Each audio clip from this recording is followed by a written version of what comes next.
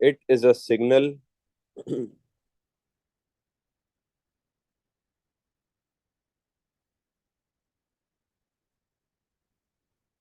generated when an emergency task is awaiting apart from the normal task. ठीक है, एक system है normally सारे टास्क अप्लाई कर रहा है, जैसे एक प्रोसेसर है, वो इनपुट आउटपुट डिवाइसेस के साथ कनेक्ट हुआ है, वो इंस्ट्रक्शंस को फैच कर रहा है। अचानक एक सिग्नल आता है, वो कहता है इनपुट आउटपुट, आईओ का मतलब इनपुट आउटपुट होता है। ठीक है, input output device not working. ठीक है, कोई मसला आ जाता है, जैसे लेट से सबसे अच्छी एग्जांपल आपके पास आती है प्रिंटर की।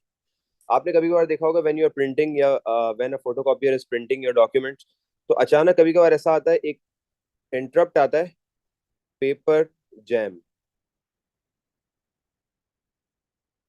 पेपर जैम का क्या मतलब होता है? वो वहीं पे सिस्टम को जो इंस्ट्रक्शंस होती हैं उसको हॉल्ट करता है, और ये अब मेरी प्रायोरिटी बन गई है। Paper jam is my priority, इसको मुझे खत्म करना है, इसको पहले मुझे केटर करना है। ये जब तक इंटरप्ट मेरा प्रोसेस नहीं होगा, मेरा आगे काम नहीं हो सकता।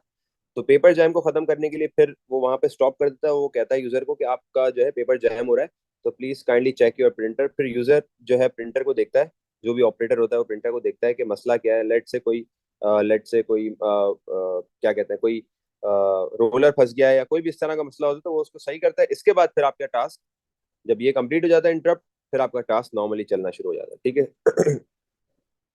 ये इंटरप्ट हार्डवेयर का भी हो सकता है, इंटरप्ट सॉफ्टवेयर का भी हो सकता है। हार्डवेयर से मुराद ये कि लेट से इनपुट आउटपुट डिवाइस नहीं काम कर रही, या फिर इस तरह का कोई भी इशू है। ठीक है, तो इंटरप्ट जनरेट हो सकता है। इसी तरीके से आपने देखा है, ये वाला इंटरप्ट तो सबने देखा होगा, एक इस तरह का इंटरप्ट खुलता है और यहाँ पे क्वेश्चन मार्क भी होता है ज्यादातर नॉर्मली ना। Your device wants immediate shutdown. ये देखा है किसी ने? पीसी के अंदर आता है ये इंटरप्ट। जब आपका कंप्यूटर हैंग हो जाता है या फिर एनी अदर इस तरह का कोई मसला आ जाता है कि वो प्रोसेस नहीं कर पा रहा होता, तो हमारे पास इस तरह का इंटरप्ट आता है जिसमें वो कहता है कि शट डाउन करना पड़ेगा आपको, या फिर रीस्टार्ट करना पड़ता है इसको। ठीक है, दोनों ऑप्शन में से कोई एक ऑप्शन होता है, तो आप फिर सेलेक्ट करते हो आपको क्या ऑप्शन प्रेफर करना है। एक तो होता है ऑप्शन होता है इसमें यस और नो, और एक में तो डायरेक्टली शट डाउन बोलता है, मतलब उसको आपने उसका सिर्फ एक ही ऑप्शन बोलता है ओके। आप उसको ओके करते हो, ये सिस्टम स्टार्ट्स टू रीस्टार्ट। ठीक है, तो इंटरप्ट क्या है? Interrupt is a signal to the processor emitted by hardware or software indicating an event that needs immediate attention। और मैंने इसके आसान लफ्जों में ये लिख लिया। ठीक है।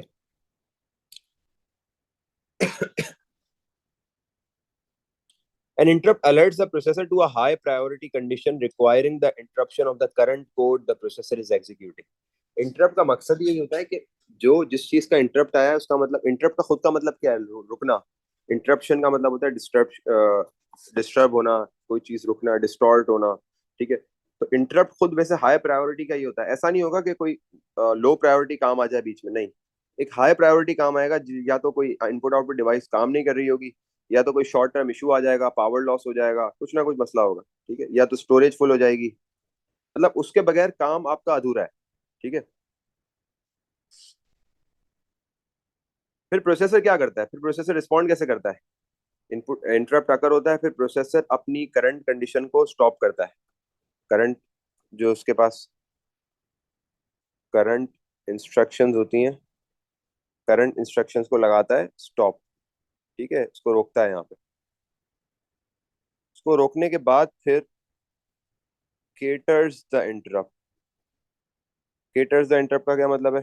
फिर वो इंटरप्ट को केटर करता है। केटर का मतलब होता है उसको प्रोसेस करना। ठीक है, उसको देखता है। जब इंटरप्ट पूरा खत्म हो जाता है, फिर इसके बाद ये resumes the current instruction. Normally interrupt आता है तो फिर ये तीन स्टेप्स होते हैं। ठीक है।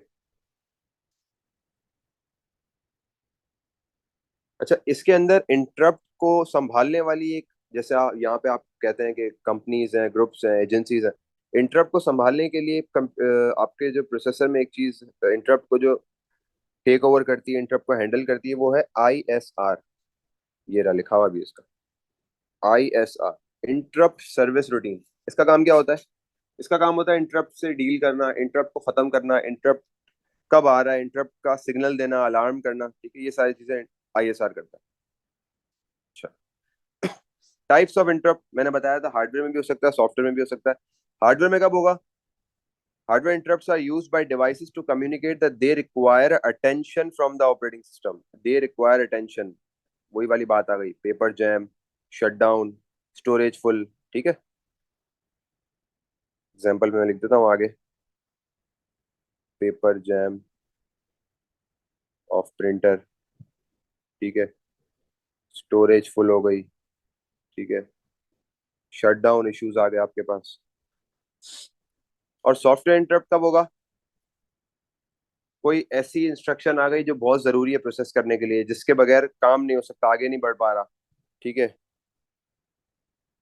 उसके लिए फिर सॉफ्टवेयर इंटरप्ट। जैसे कि कोई ऐसी फाइल को प्रोसेस करना है जिसके बगैर काम नहीं बढ़ेगा, आगे नहीं बढ़ेगा, जैसे लेट से विंडोज के अंदर विंडोज करप्ट हो गई, ठीक है, या फिर विंडोज का कोई सॉफ्टवेयर मिसिंग है, तो सारे काम रुक जाएंगे। First this process will be catered, उसके बाद फिर आपका काम कंटिन्यू होगा, ठीक है। तो ये हो गया सॉफ्टवेयर इंटरप्ट, ये हो गया हार्डवेयर इंटरप्ट। आगे बढ़ते हैं, बफर्स। जी, what is a buffer? Buffer का मतलब होता है कोई भी आपको डेटा को टेम्परेरी जब स्टोर करना होता है कहीं पे, ठीक है, ताकि वो ट्रांसफर हो सके, उसको कहते हैं बफर करना। बफरिंग, बफरिंग का मतलब ये होता है स्टोरिंग टेम्परेरी डेटा, ठीक है। Temporary storage that holds data being transferred या transmitted between devices, often used to compensate for different speeds of devices। Buffer का मतलब ये होता है कि जैसे लेट से मेरे पास मेरी एक वीडियो स्ट्रीम हो रही है, वीडियो स्ट्रीमिंग हो रही है। वीडियो स्ट्रीमिंग का मतलब क्या होता है? वीडियो स्ट्रीमिंग, यूट्यूब पे मेरी वीडियो स्ट्रीमिंग हो रही है, ठीक है। अब यूट्यूब पे वीडियो स्ट्रीमिंग हो रही है, अब वो किसका सपोर्ट ले रही है? लेट से रैम का सपोर्ट ले रही है, ठीक है। रैम के थ्रू, रैम क्या कर रही है? उसको प्रोसेस कर रही है और वो आपके सामने चल रही है। अब हो सकता है due to slow internet speed pause आ रहा हो, यहाँ पे लैग आ रहा हो, या तो लैग आ रहा होगा या पॉज आ रहा होगा, ठीक है। लेकिन इसको ओवरकम करने के लिए क्या करते हैं? इसको ओवरकम करने के लिए हम ये करते हैं कि हम फिर बफर्स इस्तेमाल करते हैं, ठीक है। बफर्स इस्तेमाल करने का क्या मतलब है? बफर्स बीच में एक टेम्परेरी मेमोरी लेकर आते हैं। वो क्या करता है? वो यहाँ का डेटा यहाँ स्टोर करता है थोड़ी देर के लिए, और वो यहाँ पे इसको फॉरवर्ड करता है। मतलब जो काम रैम के अंदर स्लोली हो रहा है वो यहाँ से फास्ट हो रहा होता है, ठीक है। बफरिंग से क्या होता है? एक्स्ट्रा मेमोरी स्टोर कर लेता है। जैसे लेट से आपने वो देखी है, अ, आपने यूट्यूब वीडियो के अंदर जो लाइन आती है उसमें आपने कभी देखा है ग्रे हो रही होती है? ये लाइन किसने देखी है? ये लाइन ग्रे हो रही होती है। अभी मैं इसको ब्लैक कर रहा हूँ, जब ये लोड हो जाती है ना, ये ग्रे हो रही होती है। देखा है किसी ने? जी, यूट्यूब पे वीडियोस तो सबने चलाई है ना, ऑब्वियसली बात है, सबने देखा है। एक इसको, ये डाउनलोड हो रहा होता है आपका, तो ये बफर्स की मदद से ये तेज हो जाता है, ठीक है। अब ये जो आपके आगे बढ़ रहा है, जैसे लेट से वीडियो यहाँ तक पहुंची है, लेकिन आपकी बफरिंग यहाँ तक हुई हुई है, तो इसका मतलब है यहाँ तक आप इजीली इसको रन कर सकते हो। फिर वीडियो चलती रही, चलती रही, चलती रही, वीडियो आपकी बफरिंग यहाँ तक पहुंच गई, इसका मतलब है यहाँ तक वीडियो लोड हो चुकी है पहले से ही। और ये काम कौन कर रहा है? ये काम बफर कर रहा है, ठीक है। तो जो मैंने क्या से येलो से यूएसबी हाईलाइट, को क्या बफर बोल सकता हूँ? जी, यूएसबी को क्या बफर बोल सकता हूँ? यूएसबी को, जी। यूएसबी को बफर इसलिए नहीं बोल सकते क्योंकि वो, उसके अंदर आपकी कोई वो इन्वॉल्व नहीं है, मतलब कोई बिट स्ट्रीमिंग इन्वॉल्व नहीं है, वीडियो स्ट्रीमिंग इन्वॉल्व नहीं है। सिर्फ टेम्परेरी स्टोरेज की बात होती है, तो फिर आप कह सकते हो उसको, अगर आपको सिर्फ ट्रांसफर करना है तो। क्या कहते हैं, रजिस्टर भी हो सकता है ना? बिल्कुल, रजिस्टर भी हो सकता है। और यहाँ पे देखो, प्रिंटर को भी बफर बनाया गया है। क्यों? क्योंकि प्रिंटर भी कभी कभार आपके पास स्टोरेज होल्ड कर रहा होता है थोड़ी बहुत, जब आप प्रिंटर के थ्रू प्रिंट करते हो तो प्रिंटर भी थोड़ी देर के लिए स्टोरेज होल्ड करता है। ठीक है, अब प्रिंटर के अंदर जो रजिस्टर लगा हुआ होगा तो वो बफर हो गया ना आपका। इसी तरह डिस्क। ठीक है। ओके। एम्बेडेड सिस्टम क्या होते हैं? एम्बेडेड सिस्टम का मतलब ये है कि एक ऐसा सिस्टम जो कोई भी स्पेसिफिक सेट ऑफ फंक्शंस को परफॉर्म करे, कोई भी टास्क मिला हुआ उसको, किसी भी तरह का टास्क मिला हुआ वो उसको परफॉर्म करे। ठीक है। और वो उसके अंदर दो चीजें इंक्लूड होनी चाहिए, उसमें हार्डवेयर इंक्लूड होना चाहिए और उसमें सॉफ्टवेयर इंक्लूड होना चाहिए। आजकल सारे सिस्टम्स एम्बेडेड होते जा रहे हैं। एम्बेडेड का क्या मतलब है? पहले ऐसे सिस्टम से जो एम्बेडेड नहीं थे, सिर्फ हार्डवेयर होता हुआ करता था, मतलब हार्डवेयर हुआ करता था और इलेक्ट्रिसिटी के थ्रू हार्डवेयर रन हो रहा होता। अब क्या हो रहा है? अब सॉफ्टवेयर इंक्लूड हो गया है। जैसे लेट से मैं आपको एक नॉर्मल एग्जांपल देता हूँ।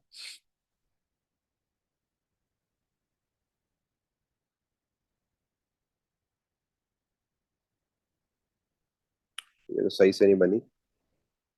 जो मैं बनाना चाह रहा हूँ। ठीक है, ये वॉशिंग मशीन है।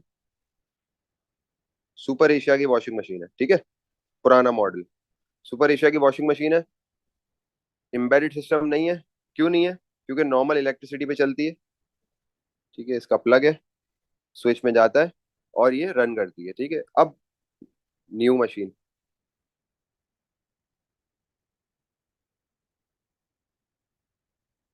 ये किसी के घर पे होगी ये शायद, ऑटोमेटिक वॉशिंग मशीन।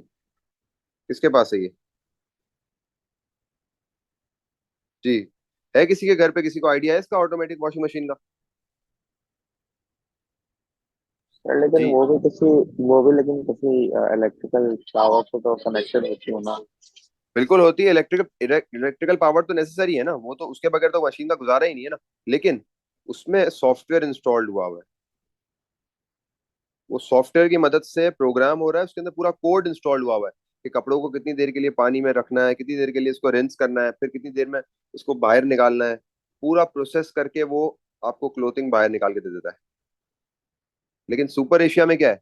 सिर्फ कपड़े घूमेंगे, रोटेट होंगे और फिर आप उसका ढक्कन खोलोगे और फिर you take out the clothes, ऐसा ही है।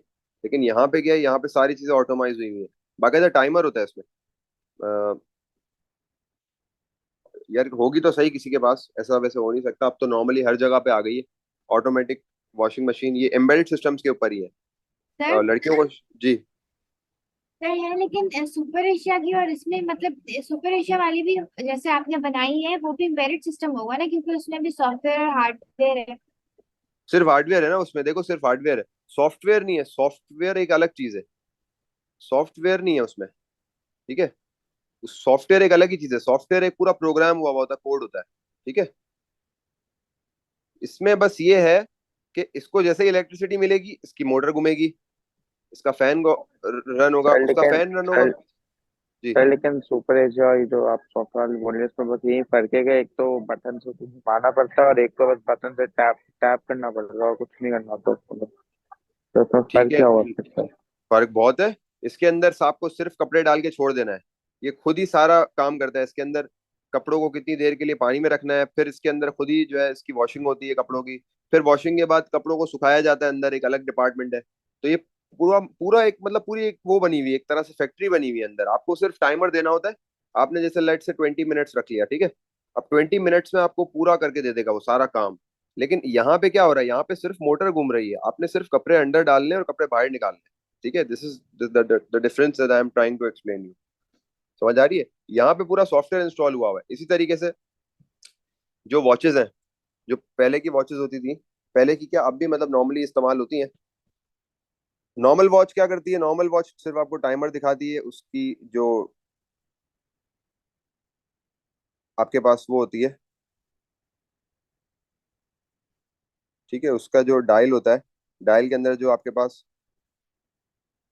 ठीक है, अब वो ये क्या करती है? ये जो इसकी एरोज होती हैं, ये आपको सिर्फ टाइम दिखाती है। इसके अंदर इलेक्ट्रिसिटी से एक इलेक्ट्रिसिटी किसके थ्रू जा रही है? सेल लगे हुए हैं इसमें, सेल इंस्टॉल्ड हुए हैं। और सेल के साथ एक इनको वो बताया गया है कि किस तरीके से इनको मूव करना है, इनको अपने हिसाब से रखा हुआ है। लेकिन फिर आप आ जाओ डिजिटल वॉचेस पे।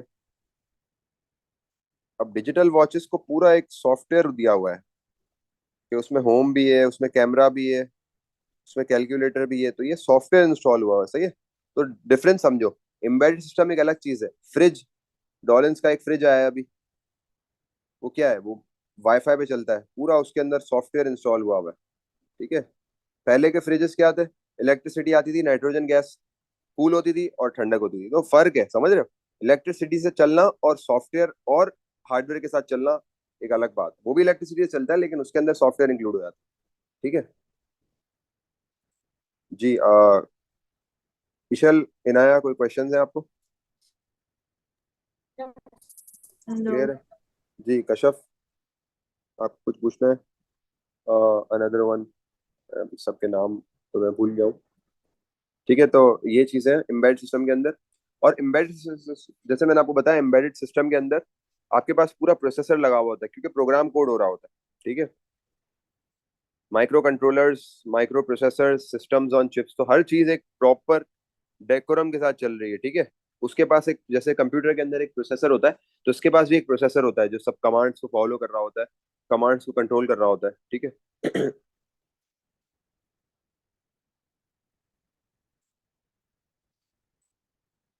सर इसके एग्जाम्पल ये होंगे ना, जैसे पुराने कंप्यूटर में आपको जैसे कार्ड होता तो सब पिन करके उसको लगाना पड़ता, लेकिन अब क्योंकि हमारे पास सीपीयू और मतलब माइक्रो प्रोसेसर एयू और फिर वो पीसी या फिर एमडीआर फिर ऐसा आसानी हो जाती है, तो यही होगा ना हाँ, बजट पर। बिल्कुल बिल्कुल बिल्कुल बिल्कुल, इस तरह भी आप इसको रिलेट कर सकते हो। अच्छा, अब प्रॉज एंड कॉन्स आपको पता होने चाहिए सबके एम्बेडेड सिस्टम्स के। जैसे एम्बेडेड सिस्टम का एक तो ये फायदा होता है, जैसे बता, automatic updates via WiFi, satellite और cellular. Pros and cons, small in size, easy to fit into devices, ठीक है। कॉन कॉन्स, हमेशा मशीन्स के जब प्रॉज होते हैं तो कॉन्स भी होते हैं, डिसएडवांटेजेस भी होते हैं। Pros means advantages, cons mean disadvantages. Disadvantages में डिफिकल्ट टू अपग्रेड, ठीक है। प्रॉस में ये होता है, चीप क्यों लिखा हुआ है यहाँ पे, चीप इसलिए लिखा हुआ है क्योंकि आपका बाकी का काम आसान कर देती है, ठीक है। एक दफा का वन टाइम कॉस्ट है, ठीक है। ट्रबल शूटिंग फॉल्ट आ सकता है कभी कभार, ठीक है। सर लेकिन मेंटेनेंस उस पर काउंट नहीं होगी, इसलिए अगर मिट्टी आ जाएगी बंदे को साफ करना पड़ेगा अगर बिल्कुल उसको कुछ बिल्कुल खराब बिल्कुल हो जाएगा। बिल्कुल, ये हाँ बिल्कुल बिल्कुल बिल्कुल इसमें आएगा। जैसे यहाँ पे लिखा हुआ है डिफिकल्ट टू अपग्रेड, ठीक है, difficult to repair, difficult to maintain, maintenance count होगी बिल्कुल। Fast reaction, can be controlled remotely, consume very little power, क्योंकि एफिशिएंट होता है ना। One task, simple interface, mass production comes reliability. Mass production तो obviously बात है होगी ना, एक चीज ह्यूमन कर रहा है फिर एक चीज मशीन कर रही है, तो बहुत डिफरेंस आ जाता है, ठीक है। जैसे motor vehicles, modern cars have many parts that rely on embedded systems to function correctly. अब आजकल की जो कार्स हैं, जैसे सेल्फ ड्राइविंग कार्स वगैरह हो गई, और अब जो न्यू मॉडल की कार्स आ रही हैं, वो सारी वाईफाई से कनेक्ट होती है। उसके अंदर पूरा आपका कार का स्ट्रक्चर आ जाता है स्क्रीन के ऊपर, कि कोई भी मसला हो कार के अंदर, वो बाकायदा उसको डिटेक्ट कर लेता है। तो अब हमारे पास जो है चीजें बढ़ती जा रही हैं आगे आगे, आहिस्ता आहिस्ता, ठीक है।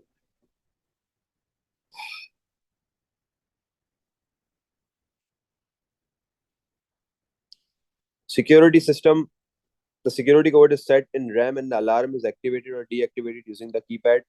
Data from sensors is sent to the controllers which check against the value stored on the SSD. ये एक सिक्योरिटी सिस्टम है। जैसे लेट से सेफ होता है ना, सेफ, सेफ का मतलब क्या होता है, ठीक है ना, सेफ, आपके पास सेफ लॉकर होता है ना,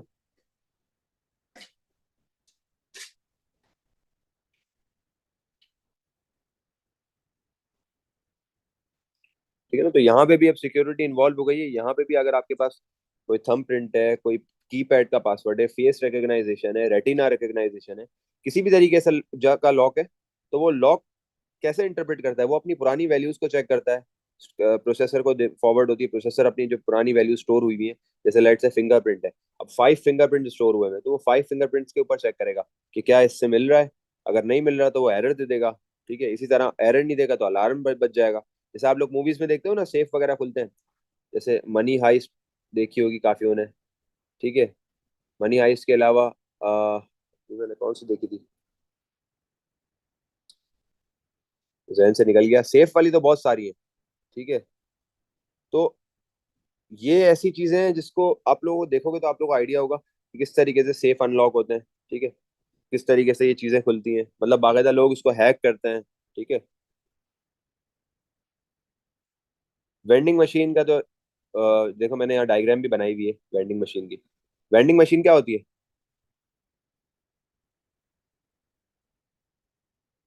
जी जी हाँ ना, वेंडिंग मशीन क्या होती है?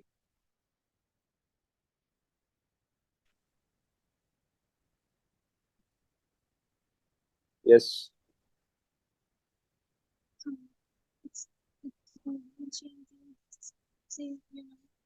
आपकी आवाज बहुत स्लो आ रही है ना, बहुत स्लो आ रही है।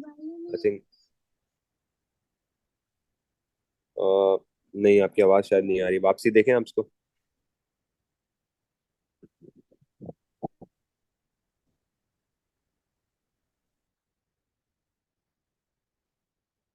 जी मुइज, वेंडिंग मशीन क्या होती है? सर वेंडिंग मशीन, जी हाँ सर ना, आपका इसके अंदर माइक्रोफोन का इशू है। जी जी आप बोलो। सर जिसके अंदर कोई फूड आइटम्स होती हैं तो आप अंदर मनी इंसर्ट करते हो, फिर कोड लिखते हो जहाँ बिल्कुल पे स्पेसिफिक अगर आपको कोई चीज़ चाहिए, जैसे अगर मुझे कोई चिप्स चाहिए तो मैं कोई कोड है बिल्कुल 8A कुछ, तो मैं वो टाइप करूंगा तो वो मशीन उसको फिर आपको दे देता है। बिल्कुल बिल्कुल एग्जैक्टली। तो उसमें सिर्फ क्या मनी ऐड होता है? सिर्फ आप मनी इनपुट कर सकते हो? हम्म। सिर्फ क्रेडिट कार्ड्स हो सकते हैं हाँ वगैरह। कार्ड्स वगैरह बनते हैं जैसे कार्ड्स नॉर्मली। अब वगैरह। क्या हो रहा है? बिल्कुल, अब क्या हो रहा है, अब अपार्टमेंट्स के अपने वेंडिंग मशीन होती हैं। जैसे लेट्स से एक अपार्टमेंट है, तो एक अपार्टमेंट की अपनी वेंडिंग मशीन है। अब अपार्टमेंट इशू करता है कार्ड्स, रेजिडेंट्स को कार्ड इशू करता है। अब रेजिडेंट के कार्ड्स में क्या होता है, टॉप अप होता है। ठीक है, रेजिडेंट के कार्ड्स में टॉप अप होता है। जैसे लेट्स से मैं कहता हूँ कि 5000 PKR का टॉप अप हो गया। ठीक है, अब वो मुझे कुछ भी चाहिए होगा, मेरा कार्ड बना हुआ है। ठीक है, मेरा एक रेजिडेंट कार्ड बन गया। अब उसमें मेरे पास सारी डिटेल्स वगैरह लिखी हुई है, एवरीथिंग लिखा हुआ है। अब मैं इस कार्ड को यूज करूंगा in order to use this vending machine. ठीक है, इसी तरीके से नॉर्मली अपार्टमेंट्स में अगर आप लोग जाओगे बड़े अपार्टमेंट्स के अंदर, नॉर्मली ये पार्किंग लॉट्स के अंदर इस्तेमाल हुए, पार्किंग लॉट्स में फिक्स हुए होते हैं। इसी तरीके से मेन रिसेप्शन पे होते हैं। ठीक है, तो उसमें अलग अलग वो चीजें होती हैं, जूसेस चिप्स वगैरह, काम की चीजें सारी। तो ये रिफ्रेशमेंट्स वगैरह तो वेंडिंग मशीन इसलिए इस्तेमाल होती है नॉर्मली। ठीक है। अच्छा, वेंडिंग मशीन में कुछ भी हो सकता है, लेकिन हमारे यहाँ जो कल्चर है, हमारे यहाँ क्या कल्चर है कि हमारे यहाँ रिफ्रेशमेंट के आइटम्स रखते हैं, फूड आइटम्स वगैरह। ठीक है। Okay, input and output devices. जी अगर मैं बात करूं, इनपुट इनपुट डिवाइस का मतलब क्या है? बेसिक डेफिनेशन जी, अह, कौन बताएगा? जी Inaya, what is an input device?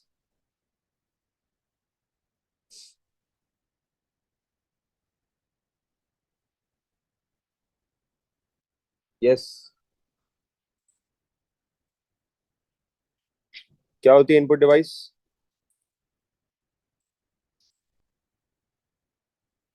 जी Inaya, can you listen me? Ishal आप बताएं। Input device is a device which is inside of something like a computer, inside of a computer or something. ठीक है, and what is its task, its function? क्या फायदा मिलता है मुझे इनपुट डिवाइस को यूज करके?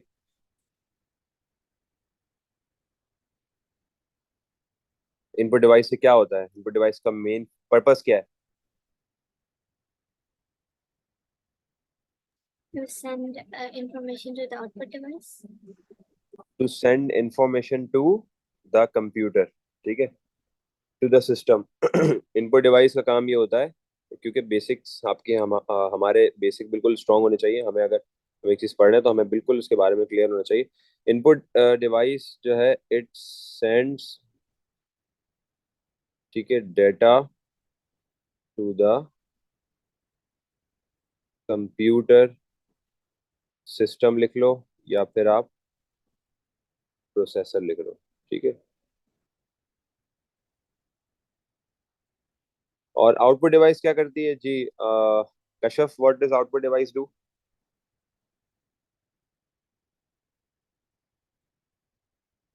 displays information नहीं only.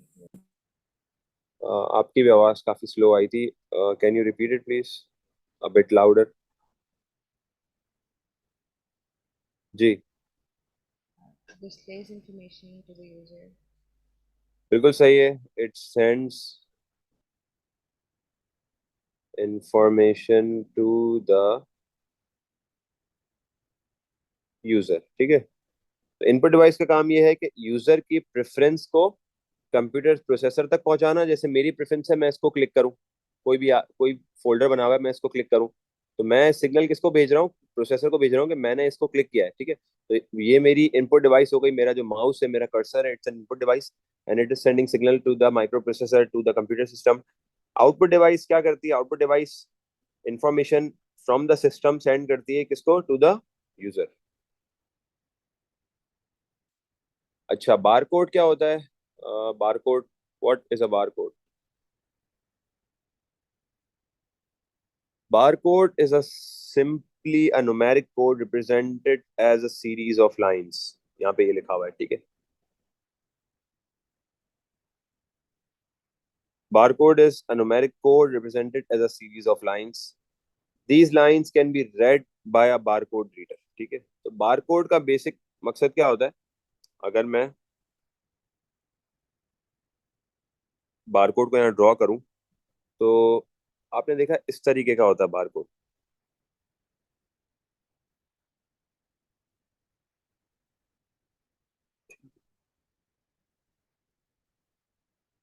ठीक है. तो आप सिंपल लिख सकते हो कि a barcode is a code represented by a series of black lines. ठीक है. इसमें आपने देखा स्ट्रेट लाइंस होती हैं. और ये किस तरह रीड होता है? बारकोड रीडर से. सिंपल.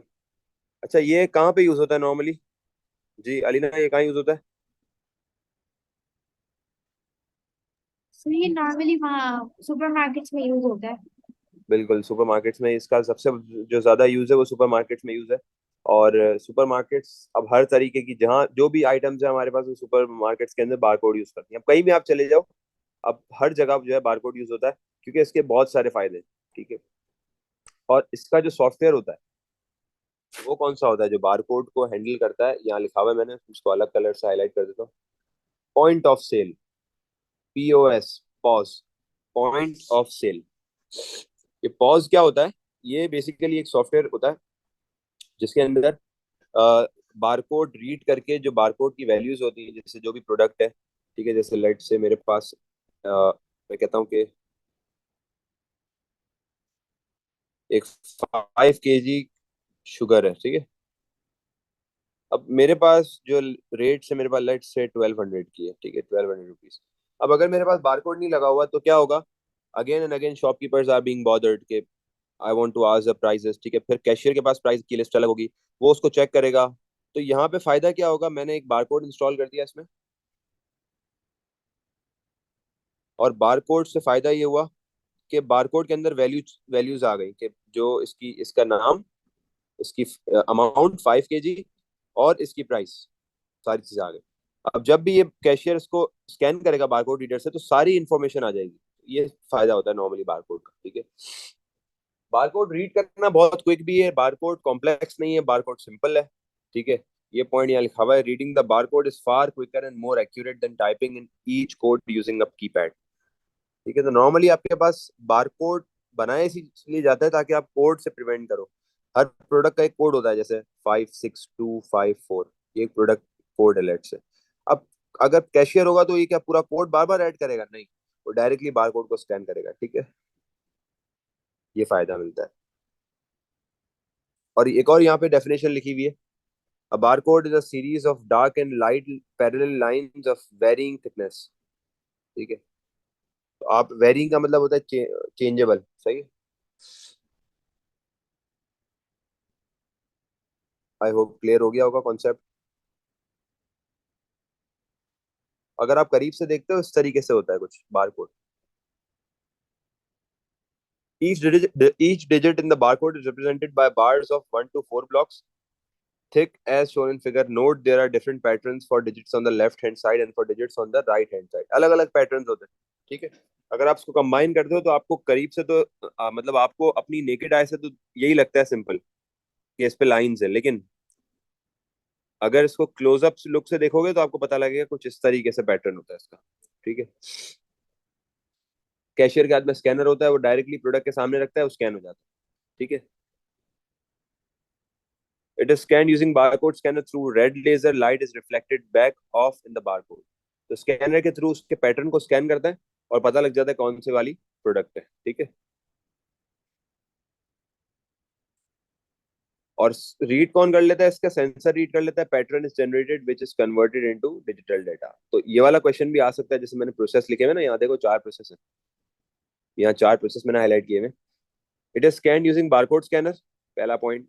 ठीक है, रेड लेजर के थ्रू। दूसरा, light is reflected back off in the barcode. ठीक है, लाइट रिफ्लेक्ट करी, बारकोड से रिफ्लेक्ट होती है, वापसी आती है। अब वापसी आती है तो कौन पिक करता है, जो वापसी लाइट आती है ना, रिफ्लेक्टेड लाइट, वो पिक करता है सेंसर। सेंसर पिक करके फिर वो पैटर्न जनरेट करता है, कौन सा पैटर्न है इसका। ऐसा व्हाइट लाइन का क्या होता है फायदा? क्या, व्हाइट लाइन का क्या फायदा होता है जो ब्लैक के साथ होता है? व्हाइट लाइंस का फायदा होता है, गैप होता है ना, वो ब्लैक के गैप को बनाती है। व्हाइट सर लाइंस नहीं आपने है वो। अभी बोला है कि इसमें क्या बोलते हैं, मतलब वो बने होते हैं, डिजाइन बने हुए होते हैं, डिजाइन बिल्कुल का बिल्कुल बिल्कुल मतलब बिल्कुल, पैटर्न पैटर्न लेकिन बना होता है।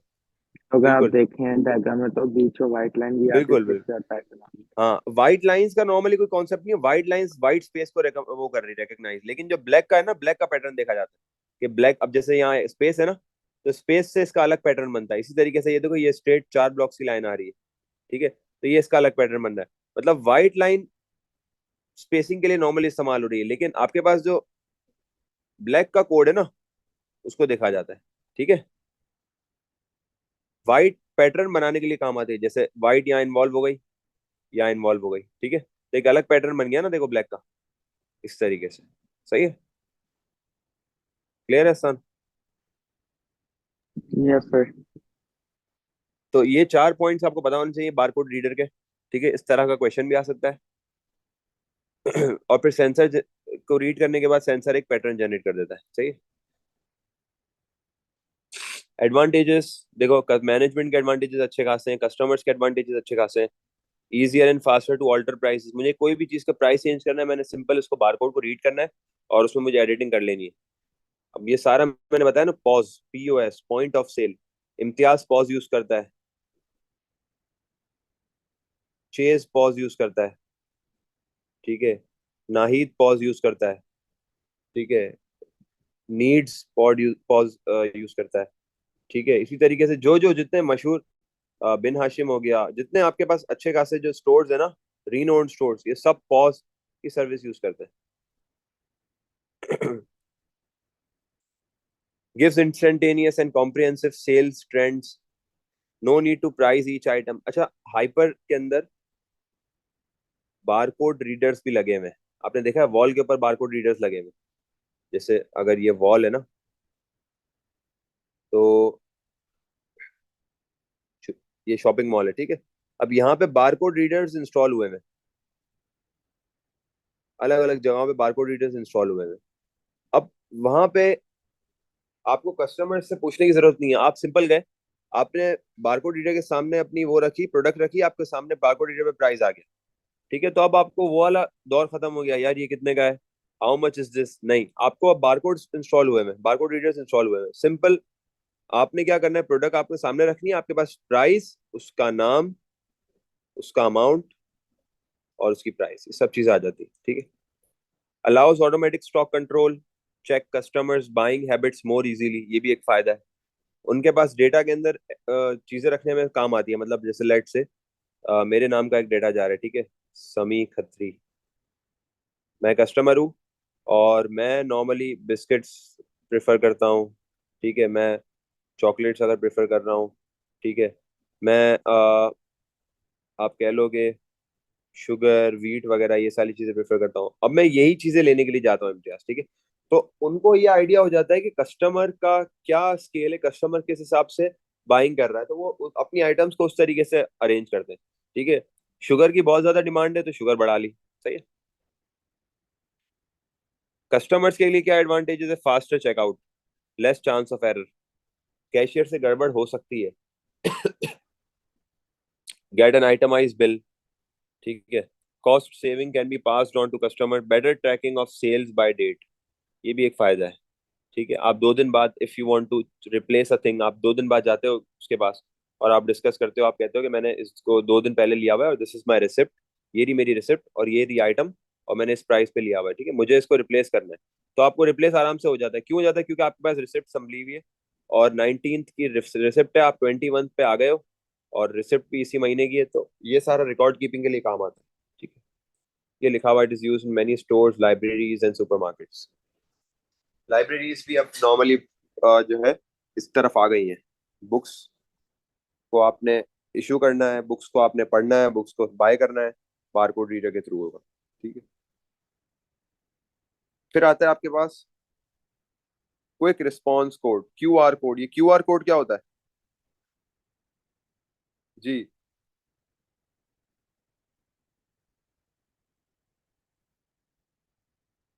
क्या होता है क्यूआर कोड?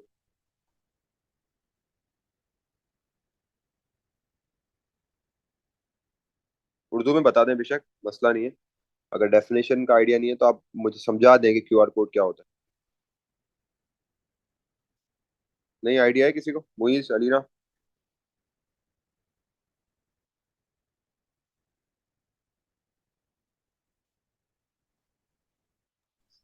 एक QR कोड एक बेसिकली कोड होता है जिसमें हम इंफॉर्मेशन स्टोर करते हैं। ठीक है, कोड होता है, उसका किस तरीके से स्ट्रक्चर होता है, शेप किस तरह का? Sir, QR code are technically like barcodes, but they are like square shaped and they can save more data and it is readable by बिल्कुल बिल्कुल बिल्कुल। QR code basically consists of small grids of black and white code, ठीक है। Black and white boxes होते हैं, ठीक है, छोटे छोटे से ग्रिड ग्रिड शेप में बॉक्सेस होते हैं और ये आपके पास डेटा सेव करने के लिए बिल्कुल ठीक है इस्तेमाल होते हैं, ठीक है। अलग अलग पैटर्न के होते हैं ये, लेकिन इसका नॉर्मल शेप क्या होता है? ग्रिड ग्रिड में होता है ये, सही है। जैसे मैंने ये लेफ्ट पे भी बनाया हुआ एक, ठीक है। तो सिंपल आपको डेफिनेशन जो लिखनी है ना वो ये लिखनी है कि QR code consist of large and small block square boxes, sorry black square boxes assigned in a pattern, ठीक है। क्या होता है? Large and small black square boxes या ब्लैक ग्रिड्स भी कह सकते हो, असाइंड इन अ पैटर्न, कोई भी पैटर्न के अंदर असाइन हुए होंगे क्यूआर कोड्स, ठीक है। बार कोड लाइन्स को कहते हैं, क्यूआर कोड बॉक्सेस को कहते हैं, ठीक है दोनों कोड ही, दोनों का एक ही काम है, लेकिन यहाँ पे कुछ अलग फीचर है, यहाँ पे कुछ अलग फीचर है। ये नॉर्मली जो आपके पास क्यूआर कोड है, इसको फुल फॉर्म भी याद रखनी है, क्विक रिस्पॉन्स कोड, ठीक है। ये क्या करते हैं? ये किसी भी चीज का डेटा सेव रखते हैं, किसी भी चीज के बारे में इंफॉर्मेशन है वो सेव रखते हैं। अब हर जगह जो है ना क्यूआर कोड इस्तेमाल होने लगे। आप लोग देखते हो रजिस्ट्रेशन आप लोग किसी चीज की करवानी है, जैसे नॉर्मली आप एकेडमीज क्या करती हैं, एकेडमीज रजिस्ट्रेशन करवाने के लिए अपनी पोस्ट पे क्यूआर कोड ऐड कर देती हैं यहाँ पे, ठीक है। व्हाट्सएप वेब क्या यूज करता है? व्हाट्सएप वेब जब आप ऑन करते हो तो वो क्या ऑप्शन देता है? स्कैन क्यूआर कोड, ठीक है। तो क्यूआर कोड स्कैन करना पड़ता है आपको ताकि आपकी जो उसका लिंक हो जाए। वाईफाई कनेक्ट करने के लिए आप पूरा क्यूआर कोड आप उसको वो करते हो। डिस्काउंट अवेल करने के लिए QR कोड से इस्तेमाल करते किसको? क्या डिस्काउंट जो स्टोर्स बिल्कुल में लगे हुए बिल्कुल होते हैं। बिल्कुल, डिस्काउंट अवेल करने के लिए क्यूआर कोड इस्तेमाल करते हैं, बिल्कुल सही है, स्टोर पे वो करने के लिए, ठीक है। इसी तरह जैसे डिस्काउंट आपने बताया तो मुझे एक चीज याद आ गई, गो लूट लो। गो गो लूट लो को आप नॉर्मली अगर कोई इस्तेमाल करता है तो इसमें बारकोड को इस्तेमाल करते हुए आप लोग नॉर्मली डील्स के ऊपर डिस्काउंट ले सकते हो, ठीक है। One of the most popular one is the KFC deal, ठीक है। गो लूट लो में ये होता है आप बाय वन गेट वन कर सकते हो, इसी तरह और भी चीजों में आप कर सकते हो, क्लोथिंग के अंदर आप कर सकते हो, डिस्काउंट कहीं भी हो सकता है। फायदे क्या हैं, प्रोस क्या है? There is no need for the user to write down और key in the website address, website के एड्रेस भी आ जाते हैं क्यूआर कोड में, ठीक है। QR code can store website addresses, URL that appears in magazines, train, buses, or even the business cards. Data is stored within the pattern, so no need to connect for a connected database. Simple and quick way to store and retrieve information. ठीक है, तो वही वाली बात आ गई, इस concept की बात आ गई।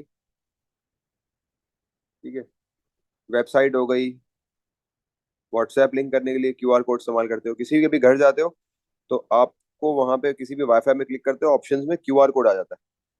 अब अगली डिवाइस को वो करना है, स्कैन करना है, तो वो क्यूआर कोड के थ्रू स्कैन कर ले। और क्यूआर कोड नॉर्मल, अब मोबाइल कैमरास के अंदर सब में क्यूआर कोड वो हो जाता है, स्कैन हो जाता है। क्यूआर कोड आपने स्कैन करना है, मोबाइल कैमरास के थ्रू स्कैन कर लो। ठीक है। अच्छा, अब कुछ डिवाइसेस के अंदर भी क्यूआर कोड लगे हुए आते हैं। अब आप लोग अपने मॉडेम पे देखना, आप लोगों के घर पे जो मॉडेम लगा हुआ है ना इंटरनेट का, उसके पीछे भी क्यूआर कोड होगा, देखना। ठीक है, उसको वहां से भी आप स्कैन कर सकते हो। मसला है लेकिन इसके अंदर क्यूआर कोड का डिसएडवांटेज, एक बहुत गहरा डिसएडवांटेज है, वो ये है कि ये वायरस स्प्रेड कर सकता है, मेलवेयर स्प्रेड कर सकता है। ठीक है। कॉन्स में देखो, इट, पहला वाला तो छोड़ दो, it can transmit malicious code. Malicious code का मतलब यही है, वायरस ट्रांसमिट कर सकता है कहीं से। अगर कोई हैकर इसको फॉरवर्ड कर रहा है तो आप उसको स्कैन करके अपने अपनी डिवाइस में वायरस ले सकते हो, लेकिन ऐसा अब नॉर्मली होता नहीं है, लेकिन हो भी सकता है, कोई भरोसा नहीं है।